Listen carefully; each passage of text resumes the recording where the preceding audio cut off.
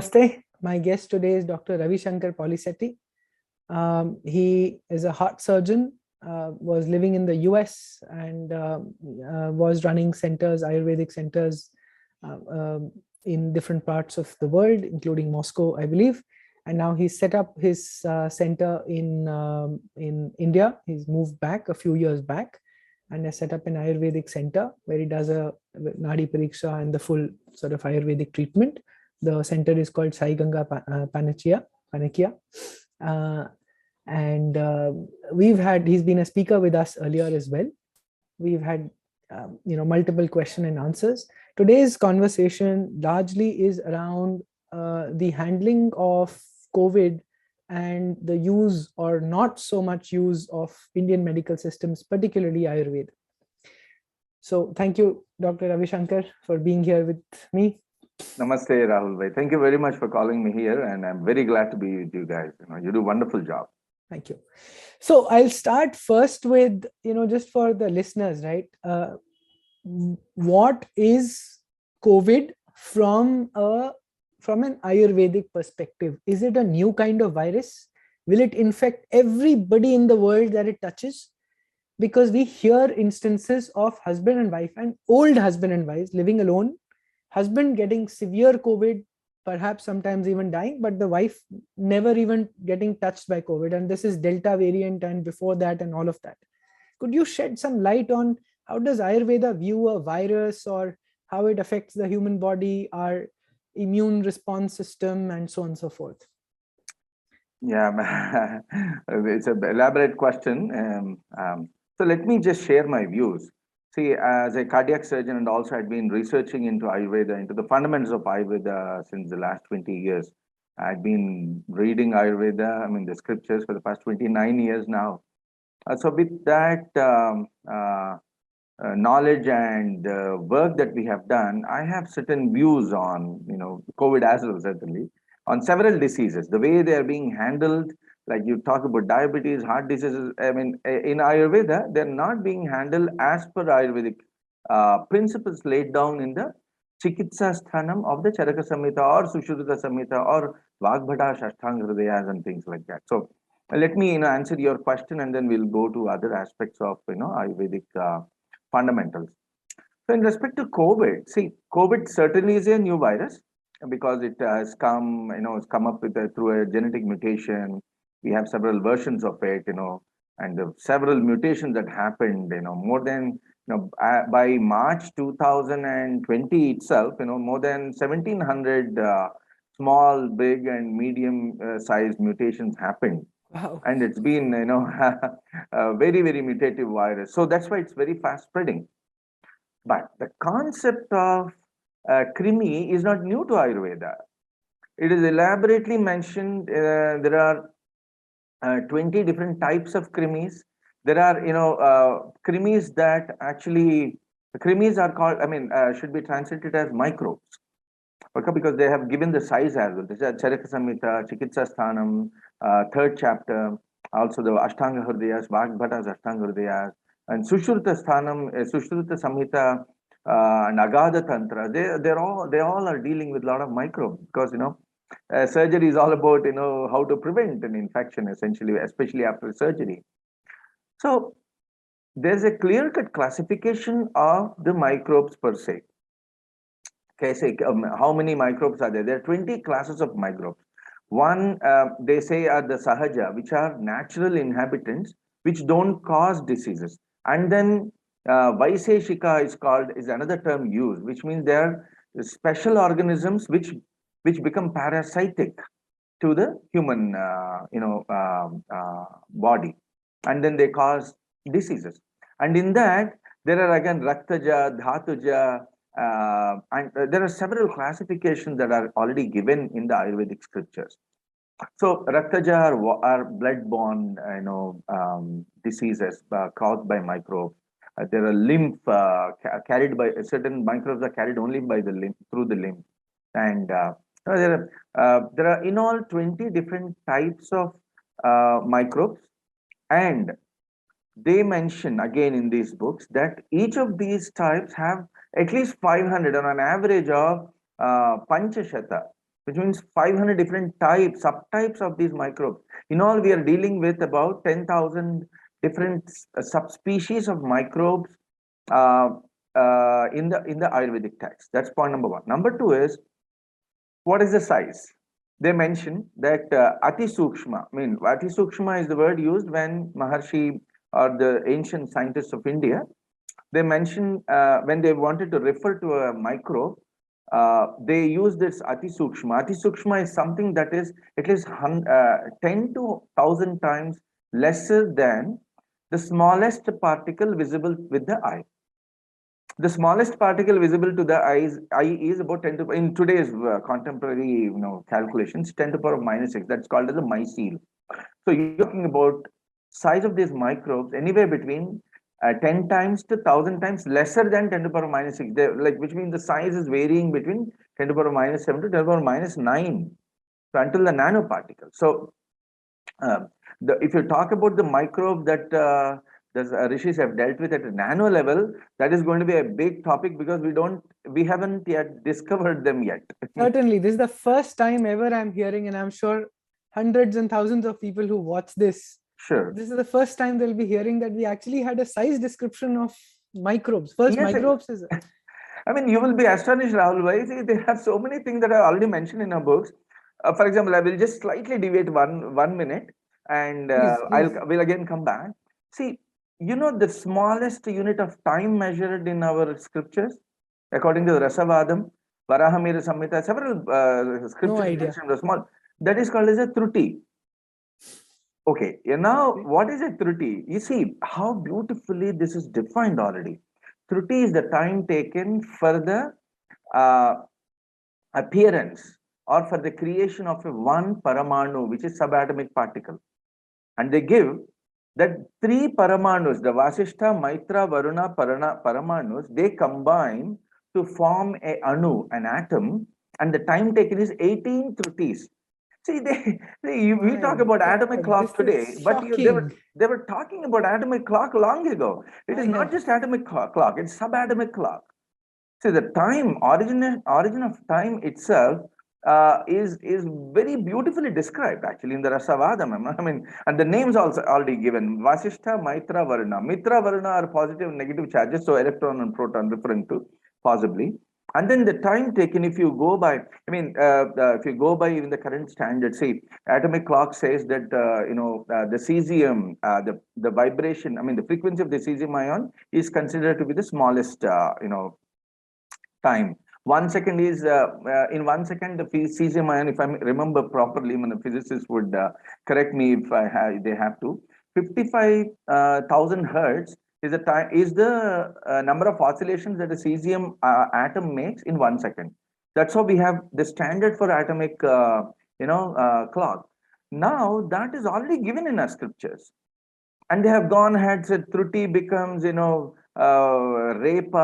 nimisha, and then it takes about 1 ghadi is 24 minutes, 1 muhurta is 48 minutes. In a day you have 30 muhurtas. So beautifully from Anoraniyan, Mahato Mahiyan, from Anu, and which means from atom, to Mahat. Mahat is infinite. We have classification for everything.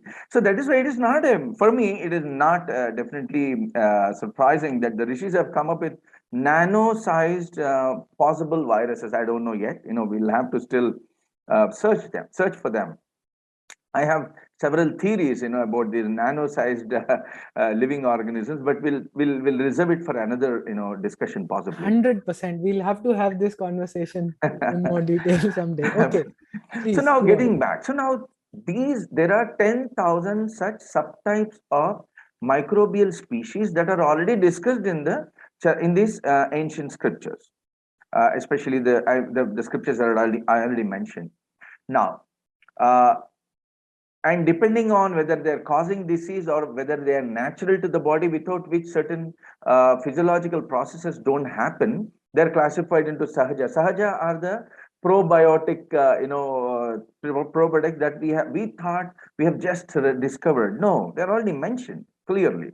If I go deep into the classification, it will take several hours just for the microbial explanation. But this suffices that there are several classification. There's a beautiful classification of what these microbes are, sizes are, how to deal with these microbes is already given.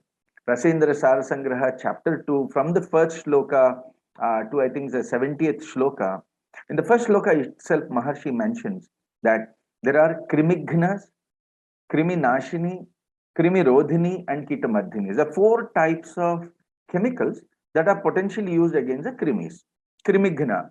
These are krimignas are those that destroy the microbes. So in today's parlance, they should be called as the antibiotics and even possibly antivirals that kill these microbes. Krimigna, that is called as. Then krimirodhini is something called as asepsis, that which is stopping.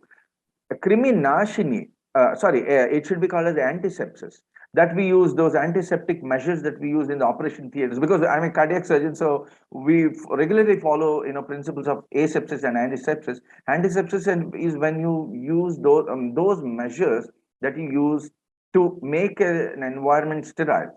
Antisepsis. In relation to COVID, these are all sanitization of your hands, wearing masks, and maintaining general hygiene. Not unnecessarily indulging in hugging each other to greeting. You can greet with namaste and things like that. So krimi rodhini, then krimi nashini, krimigna, krimi rodhini, krimi nashini. Krimi nashini should be the asepsis. They absolutely kill anything that is not relevant to human inhabitation, and that is also very sparingly done.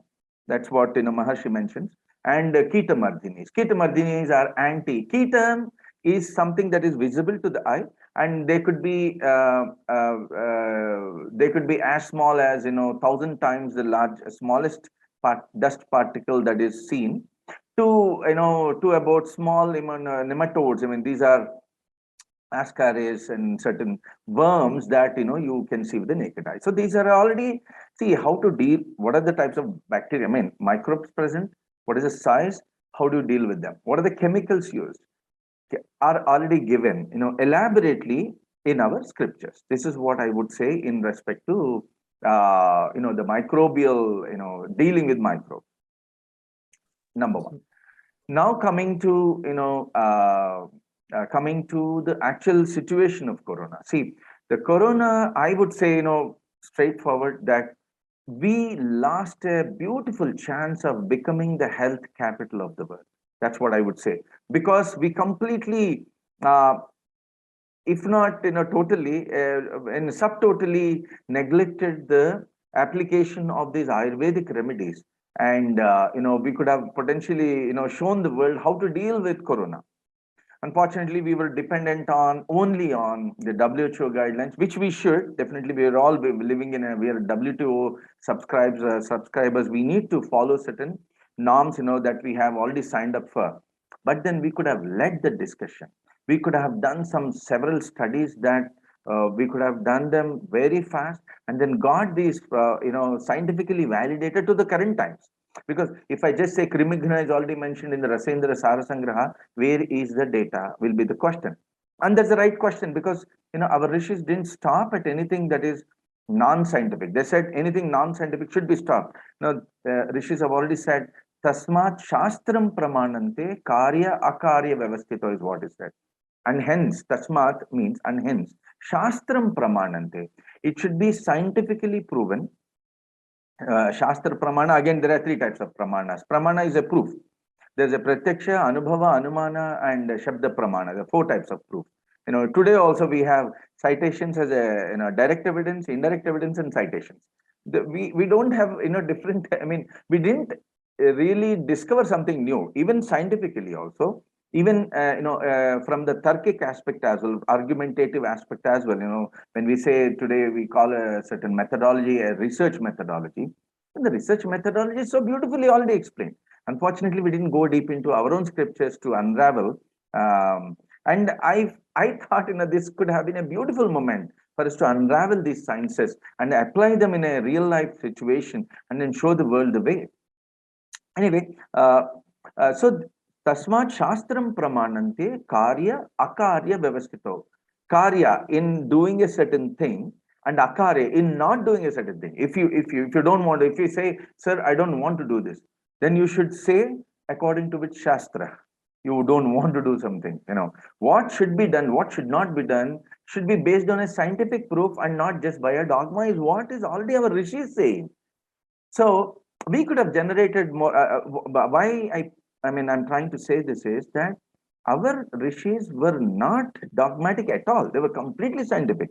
Even when you talk about the samadhi sthiti, they went through the Ashtanga Yoga Marga, through the yama, niyama, asana, pranayama, pratyahara, dharana, dhyana, samadhi, and they laid down this path. And then they said, anyone who follows this path will end up with samadhi. Pretty simple and straight. You have a method, you have a way to do that, apply that method in your real life, and then you attain samadhi. If someone doesn't want to practice it and they want to prove of samadhi, it's difficult. Like So engineering. It's like yeah, it's not art, it's not mysticism, it's like engineering. You do X, Y, and Z, you will you get end the up end with, result. absolutely, Rahul bhai, this is exactly what our rishis, our rishis have not said anything that is not scientific, but there is a certain dependency of the entire scriptures and their knowledge of the scriptures on the current Indians or the Bharatiyas. But our job, unfortunately, for whatever reasons, let's not dig out the reasons of why it happened, when it happened, how it happened, though we're going to touch some aspects of them because they're going to be very, very relevant to the vaccination program, for example. See, we have to, the onus is on us that we have to generate data in the language understood by the current time, by the current scientists, and in an acceptable form to the popular science. Because Ayurveda is not popular yet, we need to speak the language of popular science is what I completely support. And that's where I did a lot of research in translating Ayurveda into the language of the modern science. Why I say is we miss this chance is there is, if you look at the Ayurvedic scriptures, Charaka Samhita again, Nidhanasthana and Chikitsasthana, there are clear-cut principles laid down, protocols, clinical protocols mentioned about how to deal with emergency disease. And COVID is an emergency situation. We simply were not able to apply that. We definitely tried, several scientists in India, several rishis in India, the current day rishis, like Ramdev Babaji tried, and then he came up with Coronil, and several others came up with their own formulations. But again, there's a problem there. See, we came up with something called a medicine for COVID, which was applied in a mild disease only. All right, we don't have data that suggests that these formulations were used in moderate disease or in severe disease. So that's where we failed.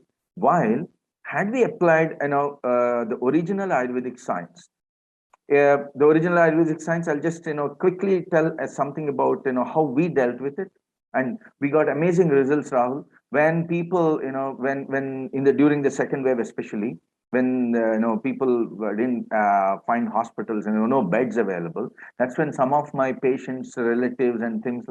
Certain people who deserved a bed in the hospital could not go to the hospital because there was no bed. There were no beds, and they were remotely, they were in a remote distance. And what we did was we could quickly apply Ayurvedic technique of diagnosing the Vata Pitta Kapha proportions of that individual in his several organs, and then come up with a customized solution for that individual. And we are talking about patients not with just 95, 99% of oxygen, but we are talking about patients whose oxygen levels went down to 70, whose CT score, some patients, their CT score went beyond 42. Anything that is CT score beyond 25 is really, 30% of the lung is damaged. It just means that.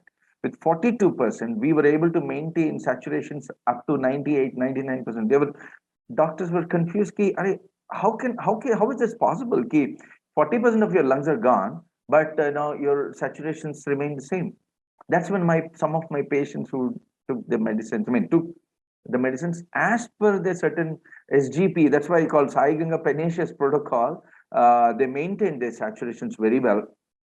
And there are several people who manage diseases, in a proactive and in a personalized manner in emergency situations. So I feel why we lost the thing is, lost the bus is, missed the bus is, We could have proved these remedies are really effective even in an emergency situation. So why is the popular science popular today? Because of the emergency, management, isn't it?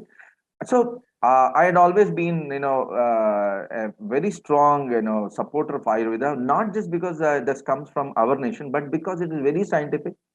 The understanding is much beyond, the current. Say, if you talk about You see, you're saying something very, very almost radical, that you're saying that Ayurveda can actually handle emergency situations, absolutely which so far Ayurveda is all for immunity building. In fact, the entire narrative of the government and everything has been around build your immunity so that you don't get the disease or correct. it's mild. But you're actually saying that even when it's very severe, there is prescriptions of how to handle emergency situations in Ayurveda. Absolutely. See, there is something called the Sutrasthanam. Sutrasthanam is about principles of medicine of Ayurveda.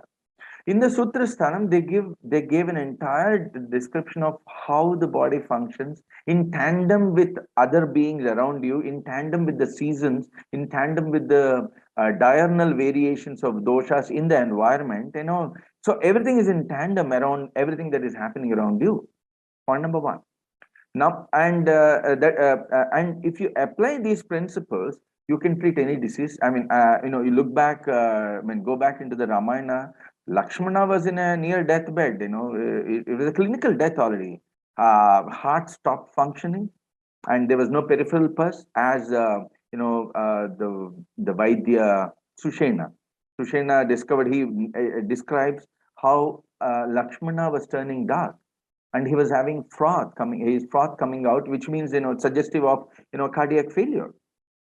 And how the Mrityunjaya rasas, I mean, Mrityunjaya, people think that it's just one herb. No, I don't think that it is just a single herb. Several herbs that, Sushena used, from when Hanuman brought this, mountain full of herbs, and then they mixed it in a certain proportion, customized it, and then when given, he came back to life. So this is just one of the very stark examples that happened in our Ramayana. But then if you look at the Yuddha Kanda of the Mahabharata, there are at least 9 parvas dedicated to Yuddha Kanda only, starting from the fourth. And you see how a certain lepa used in certain individuals, in certain soldiers, a different lepa is ointment, is used even in war. War wounds were treated overnight. It didn't take years and days and months. No, it was overnight. Most people will call all this mythology. No, This that's is the the sad problem. part. See, again, if someone is calling this as mythology, I would argue, what is the data that you generated to call it mythology again? Where is the data, guys? Yeah. See, you have the proof of the Rama's bridge. You have the proof of Dwaraka existing. Now, where is the proof that they didn't exist? You generate the data now. Now, there are more than 3,000 archaeological sites in India. And when thermoluminescence was deployed, Rahul Bhai, when thermoluminescence technology was used, we found artifacts that are more than 1.5 million years old. All right, and they're already published. Luckily, in these artifacts, earlier I don't know what was the compulsion for not publishing this data, which was discovered at least 7 to 8, 10 years ago. They were not published. Suddenly, we should give the credit to Modi ji. Modi ji compelled to publish truth. See, this is the beauty of this 7 years of or the 8 years of Modi ji's time, that we are at least able to talk truth, and people will not, just like they try to put Ramdev Babaji in jail, they will not put you in jail, at least for talking. Yeah, absolutely. So, so now, see, these are all these are certain lepas or ointments that are already mentioned in this text, and there is a rationale for that. Charaka Samhita mentions the rationale as to why they have used certain lepas. Bhagbata's Ashtanga Hridaya again, comes up with several formulations as to how to deal with emergency situations. So the true hallmark of a effective medicine is when it is effective in an emergency situation. And we had that emergency situation, and we have the method ready. We could have done a clinical trial, and we didn't do it. The problem, there are. Sorry, I want to interrupt you. Did we have the methods ready? You said we had the methods and we missed an opportunity, but I mean, how do we know we have the methods? Because they are not they're not popular. The Ayush department, yes, under Modi ji has seen some push, but that push is, other than yoga, everything in Ayush is almost nominal, I would honestly say. So are you really saying that we were prepared and we had the tools needed to fight So emergency? there are two parts from the scriptures. So there are two parts to the text. One part is about the sutra, the fundamental principles of how the body functions is given in the sutra sthana. The second part is the nidhana sthana, in which you translate this knowledge of sutras into the language of it should be called as a clinical pathology. And there's something called the chikitsa or the treatment module. So there are three modules. So if you understand the sutra sthana and the nidhana sthana, then you will be able to apply the chikitsa, these principles in dealing with chikitsa. And in the chikitsa sthanam, Maharshi clearly explains jwara. Jwaras are fevers. And there's something called Vishama jwara. Vishama jwara is very high grade fevers in which you have your response time is less than 5 muhurtas, which means 5 muhurtas is 5 into about 48 minutes. That's all the time you have. That's approximately 4.5 hours or so.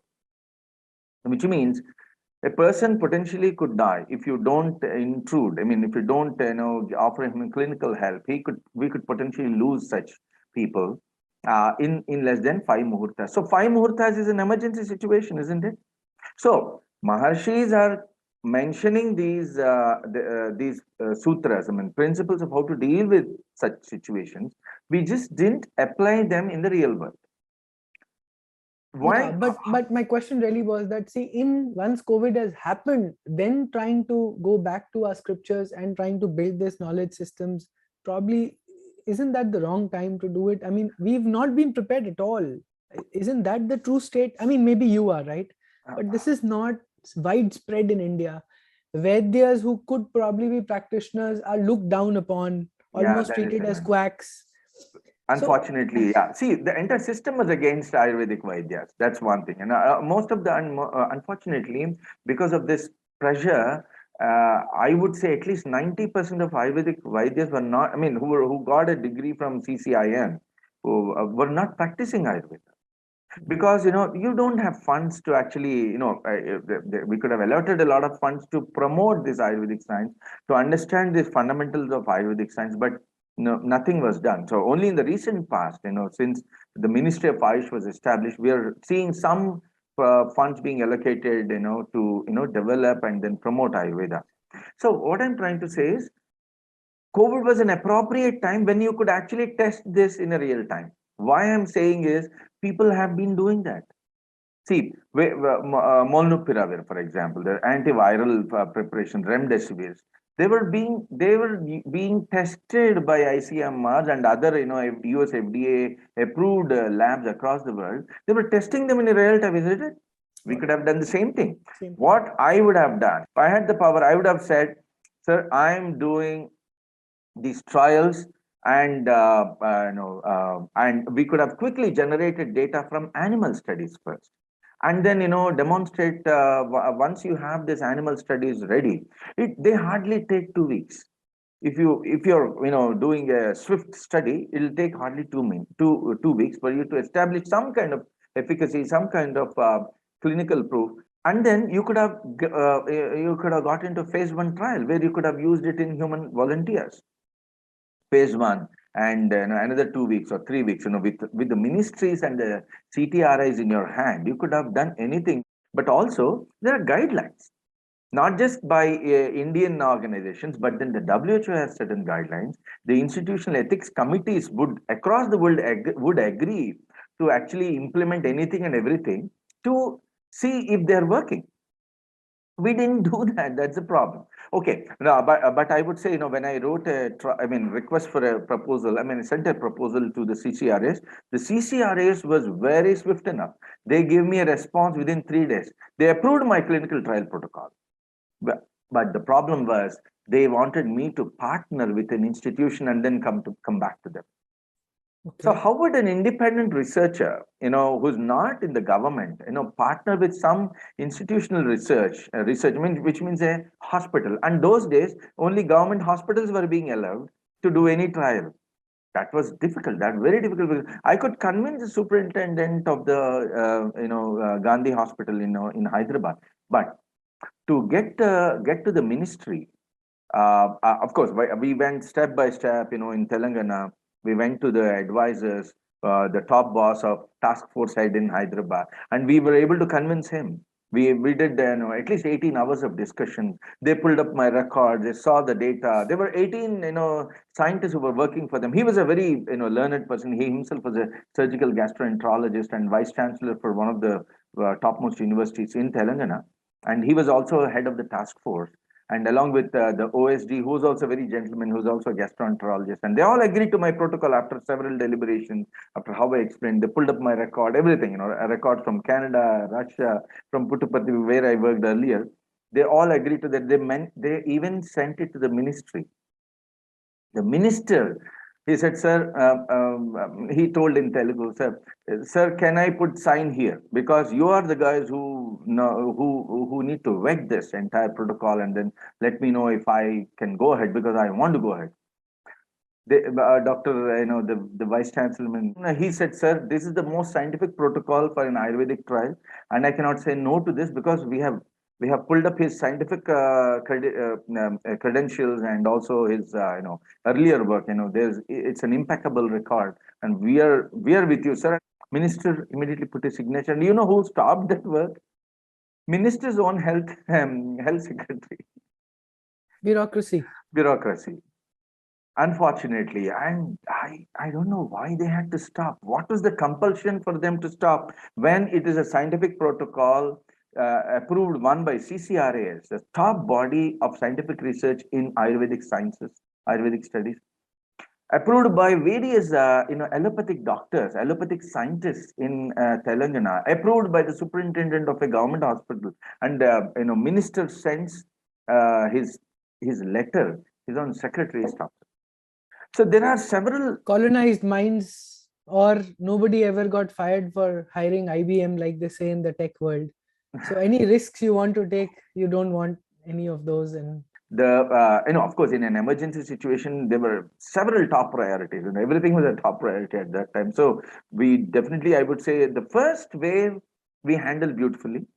We took enough time for us to understand what is happening around and what to do, and we could have better prepared. See, we had 9 months. I was saying this. I made several videos. I told. There was nothing else that I could do. I made videos. I explained what is COVID in the language of Ayurveda. I told this is a Vata, Pitta, and Pitta Vata virus, because I looked at the genomics of this virus. I saw, because that's been my research. What does Vata, Pitta, Kapha correlate to into the language of biochemistry, into language genomics, is my research. That's because no one in the world has done such kind of research. Because I'll tell you why I had to do this research is in Ayurveda. Samadoshaha, Samagnisha, Samadhatu Malakriya, Prasannatma Manasendriyanam Swasthya iti abhidiyate is what is said. What is Swasthya? Swasthya means health.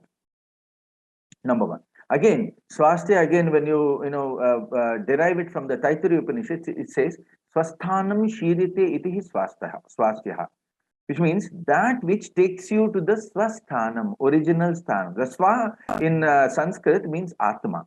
The one that takes back you to the atmic state is swasthya. So the purpose of Ayurveda is again pretty much the purpose of yoga. Yoga samauchyate is what is said, and yoga chittavritti nirodha. So when you remove the chitta vrittis from the vrittis from the chitta, then you attain the state of yoga in which you attain samadhi. Savikalpa samadhi, nirvikalpa samadhi is automatic, is what, and that's the purpose of yoga. See, similar is the purpose of Ayurveda, but how do you derive here the state of swasthya in Ayurveda? You do it by balancing the dosha. Samadoshaha is what is said. And what are the doshas? There are three doshas: the Vata, Pitta, and Kapha. And these three doshas, when they are in equal proportion in each of the 7 tissues and 42 organs, the body automatically sets itself into a self-healing mode at a physical level and cures all your diseases. Then it sets up into the mental, I mean the Sukshma Sharira, cleansing up all your Pancha Pranas, Pancha Tanmatras, Pancha Vayus, Prana, Pana, Vyana, Udana, Samana, and then the Mano, Buddhi, Chitta, Hankara, they get into a state of Samatva. And when that happens at the level of Chitta, you attain Samadhi. I mean, you attain the balance, I mean, the perfect balance. And this is done in Ayurveda through by leveraging the balance or bringing about a balance of Vata, Pitta, Kapha. So without understanding what Vata, Pitta, Kaphas are and how to diagnose them, how to detect their imbalances, you cannot treat a person. That is the prime fundamental sutram of Ayurveda. So this is what that's the reason why when we were doing a literature review way back in 1992, as to understand what are the equivalents of Vata, Pitta, Kapha, being a modern doctor. I mean, trained in a modern science. I was trying to see parallels of Vata, Pitta, Kapha with the modern science. There was no literature available. Some work was done, theoretical work was done by the warrior, group from the Kerala. They have written, but there's a very primitive correlation of Vata, Pitta, Kapha. Kotakal, you mean? Kotakal, yes. Okay. So what we did was we tried to correlate Vata, Pitta, Kapha with electrophysiology. Because what was taught, I mean, when you start reading guidance physiology, one of the first chapters is signal processing in the body. How does it happen? See, when I'm talking, the sound wave falls on the tympanic membrane. The other side of the tympanic membrane is connected to an auditory nerve. And this nerve, the ending of the nerve, which is called as a receptor, translates this sound wave into an electrical current. So the sound wave gets translated in electric current. When someone touches you, the tactile receptor translates that touch into an electric current. Similarly, all the 5 sense organs have 5 different types of receptors, and at the site of the receptor, the external stimulus is translated into an electrical current. And what we found, there are 3 different patterns in which electric currents are generated: the Vata pattern, the Pitta pattern, and the Kapha pattern. That is why, if you don't know the Vata, Pitta, Kapha, if you just measure, the electrical signals, they'll be there. But the way those electrical signals are generated are different in Vata, different in Pitta, and different in Kapha. And hence the response is different. If we don't know, I mean, that's why the rishis were hell-bent on trying to quantify the Vata, Pitta, Kapha in different organs. Because you could have 2 people with exactly same body mass index and the height, weight, all the demographics exactly the same. But if the Vata, Pitta, Kapha are different in these different individuals, their response will be different, the metabolic reactions would be different, and finally the output would be different. And if it is same, then they would behave the same way? They would behave the same way. That's what we scientifically proved for the first time through electrophysiological experiments. We created models of Vata, Pitta, Kapha in experimental animals, and we detected, I mean, we measured the electric currents, through certain methods. There's a published work, and we were able to detect difference in the way the electric currents are generated. And this correlates in Ayurveda. Vata is characterized by a certain property called as a chalatva property. Chalatva means hyper excitable. Chala is movement, but it is hyper. When there is more Vata, the tissue becomes hyper excitable. Okay. And we found the tissue, when there is Vata aggravation in a certain tissue, in our experiment, we saw the tissue is producing more electric currents. For the same external stimulus, it is producing more electric currents because the resting membrane is very narrowly connected to the threshold. I mean, the gap between the resting and the threshold membrane potential is very narrow in Vata. It is wide apart in Kapha. That's why the Kapha tissues require a larger external stimulus, and hence Kapha tissues or Kapha systems are characterized by a certain concept called the Sthira and Sandra. Sthira is they are stable, hyper stable. There's more Kapha, the tissues are more stable, and when they are more stable, their response is very sluggish. Inertia. I mean, they're like pretty inert. Yeah, pretty inert. They require a larger stimulus for them to act. So that is how these response is different in different systems. And make no mistake, Rahul bhai. See, our rishis, it's not that, when they were able to define atomic clock for you, when they were also saying something called Ashitis Chattva Lakshara Samutam Swasthya Vidite. They were saying in this verse that there are about 84 lakh chemicals present in the body. It's not that they didn't know biochemistry. Say they knew biochemistry. Not only this, today we know only 7 million molecules present in the body. But the ancient science says there are 84 lakh chemicals as opposed to 70 lakh chemicals. Not only that, we know the characteristics of only 9 lakh chemicals today inside the body. Only 9 lakh. But all the 84 lakh chemicals are already classified beautifully. Jalaja Navalakshani, Sthavara Vimshati Lakshani, Grita Chaturasya Lakshani. They gave a solubility profile of all of these 84 lakh chemicals. You know, make no mistake. It's a very advanced concept of biochemistry that is already mentioned in our scriptures. My God. And see, they classified. So they mentioned Rasayana Karsha, which means Rasayana Karsha and Rasayana Charya. Chemical interaction and chemical reaction. See, reaction is when A plus B react to form C and D. That is a reaction. Chemical interaction, I mean, it could be within a chemical, there could be van der Waals forces of attractions and repulsion between the electron cloud and the nucleus. That is what is already mentioned in the scriptures as Rasayana Karsha.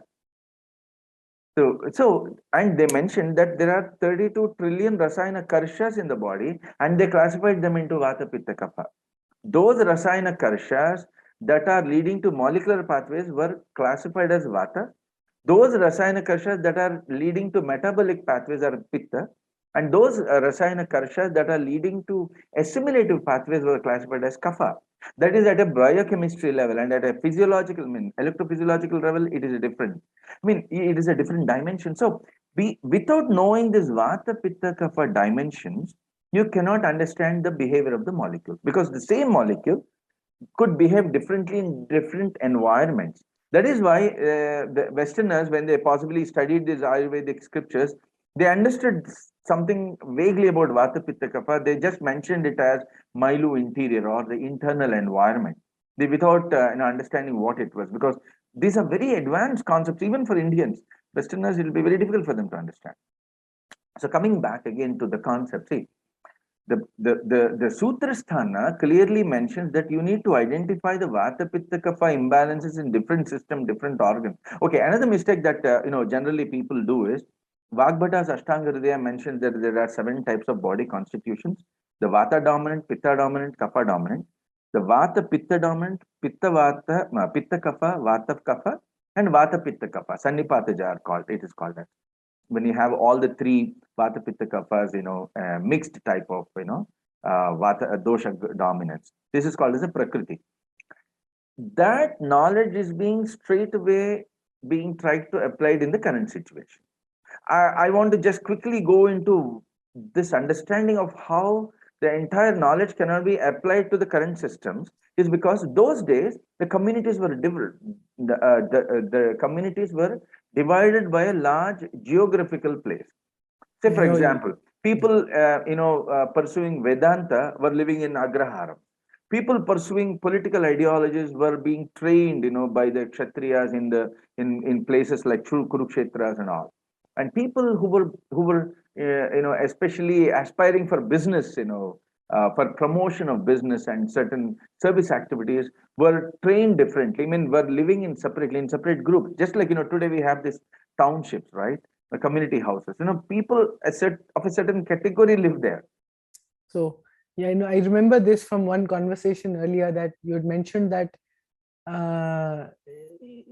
if you were from the Brahmin Varna or from the Kshatriya Varna, across the country you had certain classifications of food for what Kshatriyas should eat. Exactly. True. Perfect. And because those Varnas have broken down completely, so now you're saying that there's a mixed type. Because why do I say this? Because when I in the last, say, 19 years, I must have done the Nadi Pariksha for over approximately 4.75 lakh people. Oh my God. Yeah, and Puttaparthi, I worked in Puttaparthi Sathya Sai Hospital. So I was a screening cardiologist there. So I used to see at least 200 patients every day. So I had you did a Nadi Pariksha while I used to do Nadi Pariksha because Swami induced me into Nadi Pariksha. He said, without Nadi Pariksha, you're nothing. Okay. So, but that's another story. So I had a chance of looking at the Nadis, and I saw that it's the pure Vata dominant or a Pitta dominant or a Kapha dominant per se is very minuscule. Mixed are Vata Pitta, Pitta Kapha, Vata Kaphas are slightly more prevalent, and Vata Pitta Kapha remains a dominant. I see from my when I generate, when I look at my data generated for the past 20 years now, I see that at least 79% are VPK, Vata Pitta Kapha, mixed type of people. Prakriti also mixed and Vikriti also mixed. So your job as an Ayurvedic physician today is to accurately identify the VPK imbalances in each of the 7 tissues and 42 organs. And what we have been doing, we're trying to do is we are trying to apply the knowledge generated, the scientific Samhita based, Samhita is nothing but a scientific treatise. So it's like a conference publication. But conference publication, when you take into account of all the conferences for the past, say, several million years, you and generate some data, and that is a compendium of all the scientific research. That is what is Ashtanga Hridaya. But that was, about at least 5,700 years ago, based on the Charaka Samhitas. Charaka Samhita, the first chapter itself, Maharshi Charaka mentions that Maharshi Charaka, Badarayana, Punarvasu, they all met together. Badarayana is Vedavyasa. Oh. So the Vedavyasa, they all met together in this first congress that they said for the Kali Yuga possibly, and they started documenting. So that was, we don't know when exactly Badarayana lived, at least, from the document, from the history, from various, scriptures, we can definitely say that he definitely lived at least 7,000 years ago. But when did he come down to the earth? We don't know yet. That's what I would put that question open-ended, because Maharshi Bharadwaja came along with Vaivasvata Manu onto the earth. That's what the Brahmanda Purana mentions, which means he also met Vedavyasa, because he was the father of Dronacharya. Yeah, but Vedvyasa is also Chiranjeevi, He's also if I'm not wrong. Chiranjeevi. So Yeah, then yeah. there's a long span of time If you when look at the data available, from the scriptures, extrapolating it as is, 3.5 million years is what Maharshi Bharadwaja lived actually.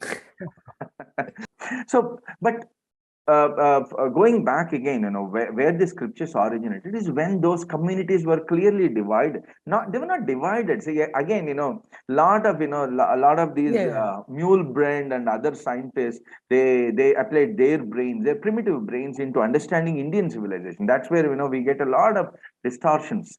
Mule brain, for example, he says about vaccination programs, and they said no, it's not completely Indian or something like that. But he didn't read the scriptures. How will you know? So they are applying their brains of a certain very primitive, Homo erectus brains into understanding the very advanced Aryan civilization, unfortunately. So our communities were clearly divided based on Guna Karmaja Vibhagaha. Maharshi, this is again the Bhagavad Gita chapter 2, Lord Krishna himself is saying, Chatur Varna Maya Srushtya Guna Karmaja Vibhaga. He said there are 4 Varnas already created by me only. But they're based on the Guna, which means the characteristics of a person, the traits, the personality traits of a person, and karma, the action that they do.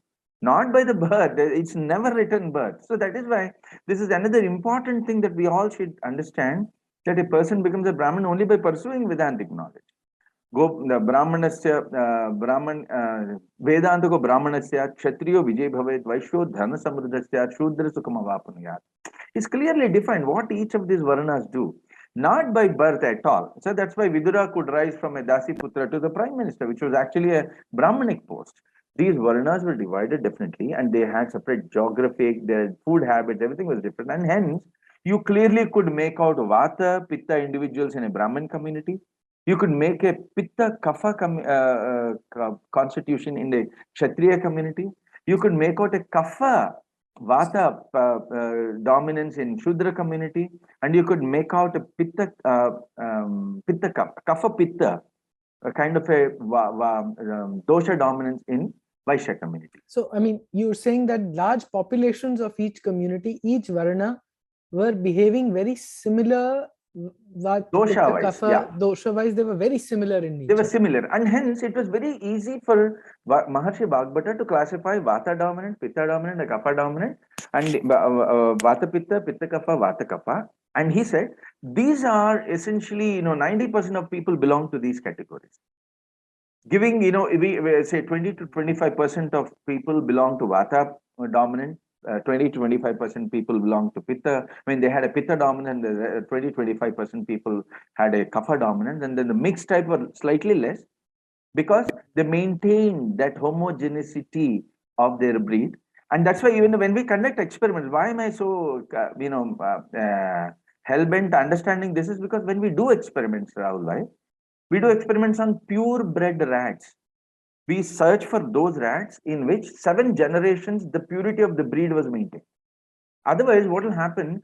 The impurity of the breed itself will lead to genetic mutations, and we don't know if a certain pharmacological effect was caused by the drug or by the genetic mutation. We don't know. That's why we need the purity of breed. So that is why Arjuna was talking about the Varna Sankara. So when so many Kshatriyas die, Varna Sankara would happen. Chapter 1, 42nd and 43rd slokas. Anyway, so this is now to a major extent because it's all mixed now, which is quite democratic and also which is quite allowed in our scriptures. Not that ऐसे ही रहना है. आपको if a Brahmin wants like Vishwamitra, he was a Kshatriya, but he became a Brahmin, he became a Brahmarshi as well. So that migration is completely possible.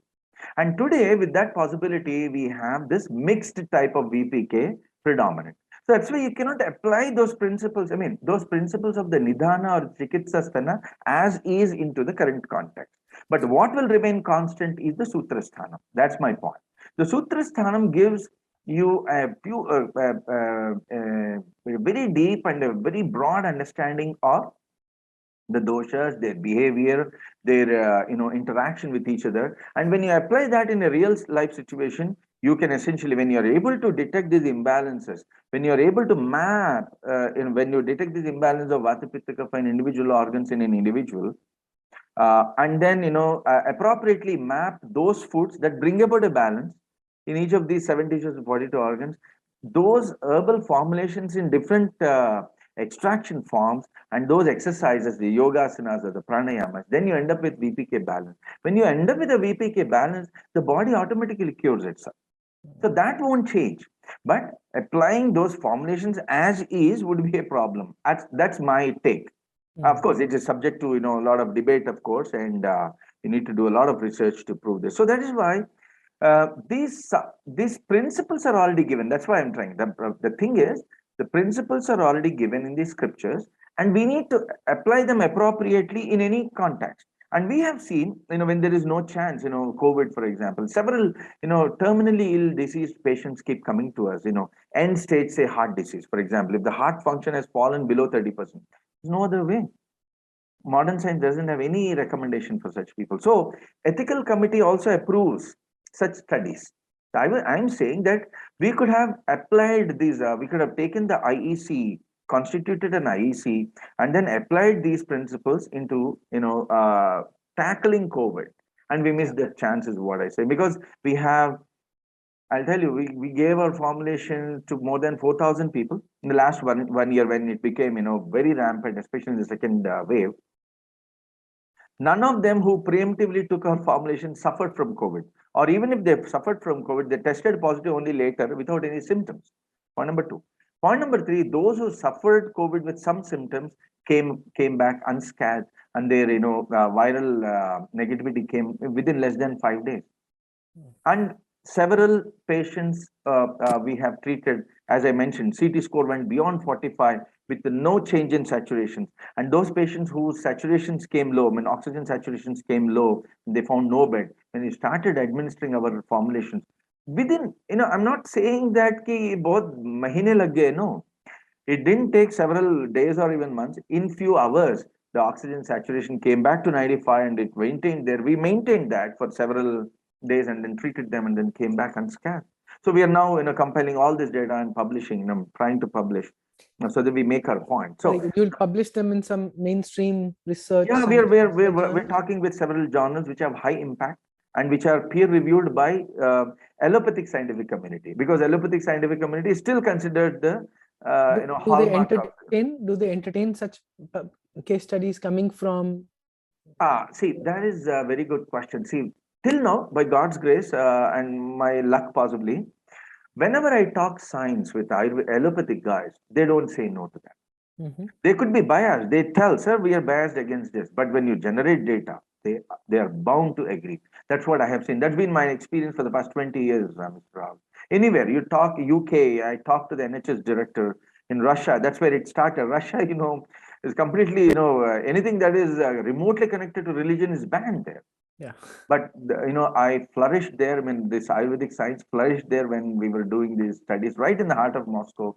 We're talking about somewhere in 20 years ago. In Canada, Health Canada, you can just search on the web and you'll find whatever lecture I gave as a part of the integrative task force recommendations to the Health Canada, which is the Ministry of Canada, became a national policy in Health Canada. So what I'm saying is that we could have done this. Yeah. Number one. Number two, what we could have done is retro analysis. See, out of 100 patients, 99% or 95% patients, though they tested positive, though they tested positive, they didn't have any symptoms, which means their body somehow tackled COVID. And we should have investigated these patients.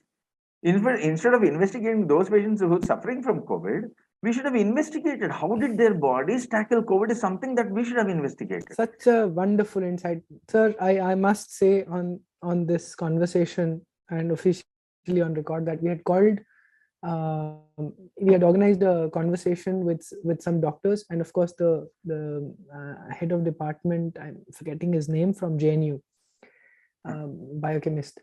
And I actually asked him this question, that everybody who is touched by COVID, will they fall sick?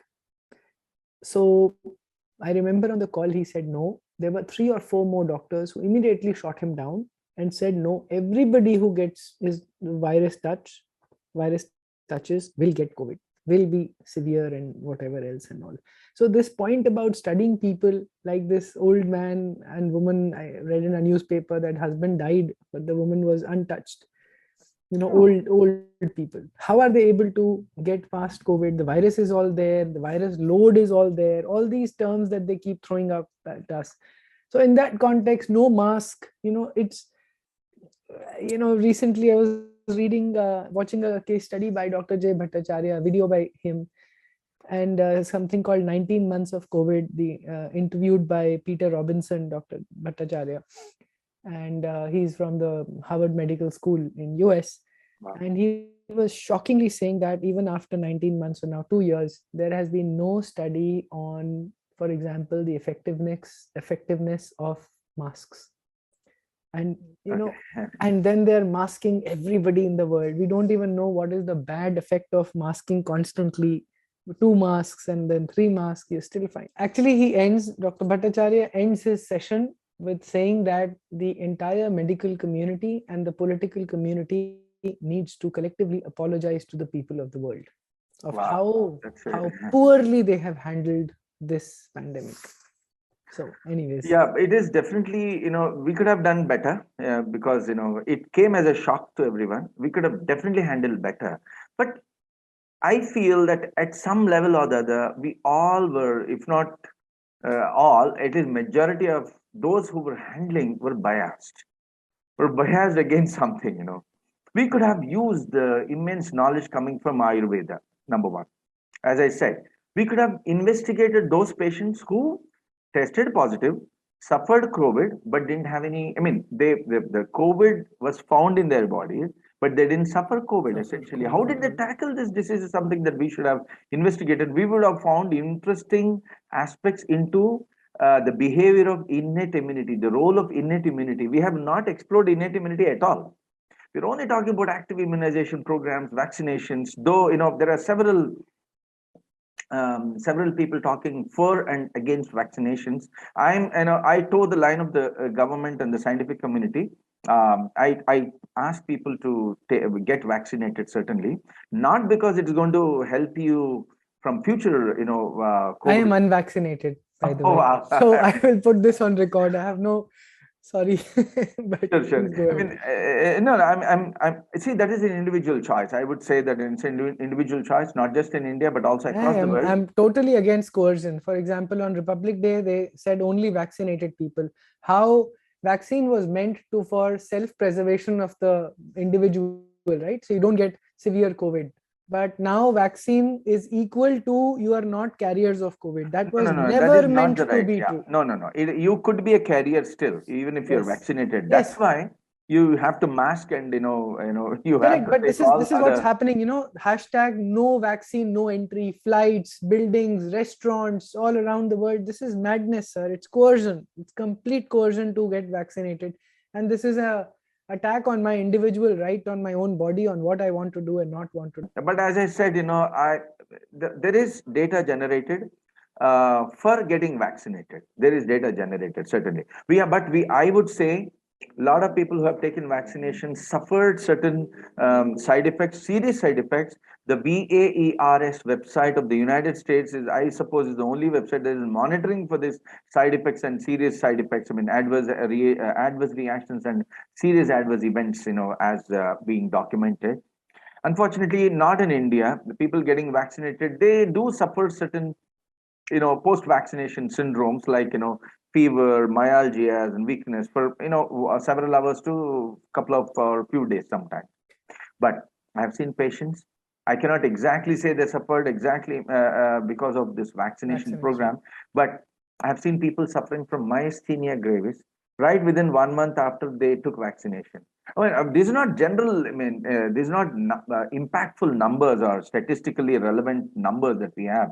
But I have seen several people have missed their cycles. Some people went into menopause.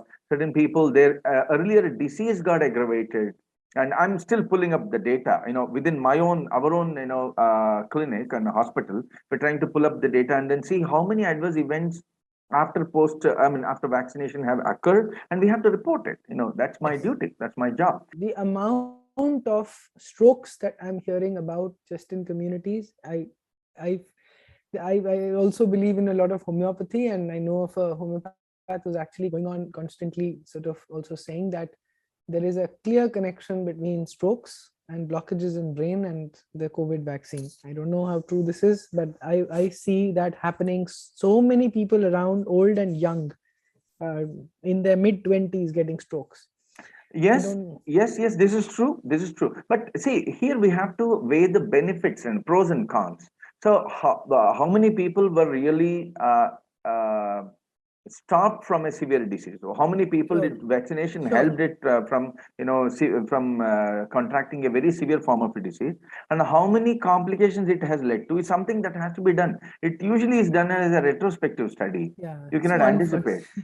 You have to do a retrospective study, and it will be published. Like we are gathering data from our own patients. Maybe several other independent researchers would do that, but actually it should be the government program. They should have said, wherever you're getting vaccinated, you definitely report if you have these side effects, in the next 4 weeks, 6 weeks, 9 weeks. You should report. That is what is called as post-market surveillance, and that should be managed. Here, no one is actually reporting at all. it's No horrible. one is gathering data. Who's Reporting without. advising the PM? Who's responsible for this? Why? I mean, this is scientific, right? This should have been done by even mainstream allopathy Yeah, or absolutely. modern medicine, right? Sure, absolutely. This is what I mean. We should have They are. done. We should be doing. So as I said, one is not using our indigenous systems. Though emergency medicine is already mentioned, we didn't use it. Vishamajwara. We could have used the principles of Vishamajwara to tackle this. We didn't use it. Number two, as you rightly pointed out, the vaccination program, it could be better. So I will try, Dr. Hallwell, not I am saying, so in 1764 or 67, he was reporting his 20 year of experience of vaccination programs in Ayurveda. Oh, See, those days we used to have 4 lakh people used to die in Europe from smallpox. In India, only 1% out of 10 million people used to die. So they wow. came to our country to see how are these people living this Masurika? I mean, they later figured out that smallpox, which was called as smallpox in the West, was called as Masurika here. And Ayurvedic Vaidyas, they had a beautiful immunization program already laid down. They all gathered in Allahabad, I mean, which is Devaprayag. Actually, they were Yeah. called as it is called as Prayag now. Now and even then, I mean, Dr. Halvar reports that the Prayag, and he says, I mean, he talks about a certain city called as Benares, which is Varanasi, Kashi. Ayurvedic Vaidyas gathered there. They all came up with a certain agreed vaccination program. I mean, those days to eradicate Masurika. And what they did was they used to inject this Masurika from infected patient into animals. And then when blisters came out, they used to take the content of the blisters, and then they used to use a certain silver fork-like a structure, and they to scrap. In females it used to be between the elbow and the shoulder joint. In males it used to be on the lateral part of between the elbow and the wrist joint. They used to scratch the surface so that when slight when some droplet of blood appears, yeah. you just put these over those affected area. I mean, this affected pus. They used to rub it against the skin and let elevate for 2 ghadiyas is what is mentioned. 2 ghadiyas is 48 minutes. After which, they all used to carry this copper, vessels, it seems. In the vessel, they used to carry Ganga water. And they used to, clean this surface. And for him, it took 20 years to understand that the Ganga water was used as a part of a sterilization program. And entire vaccination program telling us. Yeah, see, the entire vaccination program did a U-turn and coming back to India now in the form of this vaccination program. So I'm against this U-turn of the vaccination program. We could have and should have developed the vaccination program, and Ayurvedic vaccination program. Those days, this guy was reporting the only 1 out of 1,000,000 people got affected by smallpox. It's not an Ayurveda versus allopathy debate, but whatever has taken a U-turn, you go to the source always, to the source and see what our people have done. So this vaccination program itself, even if let it be even active vaccination program, could have been sourced out from our own scriptures is what I'm lamenting. See, why didn't we do this is something we could have done it much better way. Of course, I'm not complaining anyone, but we could have done this. We could have had these discussions, not unnecessary debates as to why is Ayurveda not good or allopathy not good. Instead, Ayurvedic and allopathic doctors should have come together just the way we do in our hospital. We have Ayurvedic doctors, we have allopathic doctors, we have PharmD doctors. So because we know PharmD doctors are well trained in research methods. So we come together to come up with a solution. That's why we are now opening very soon a emergency setup for managing terminal diseases. We're slowly entering into more emergency. Power to you. Thank you very much. Polisetti, more power, more wealth, so that you spread this all over India.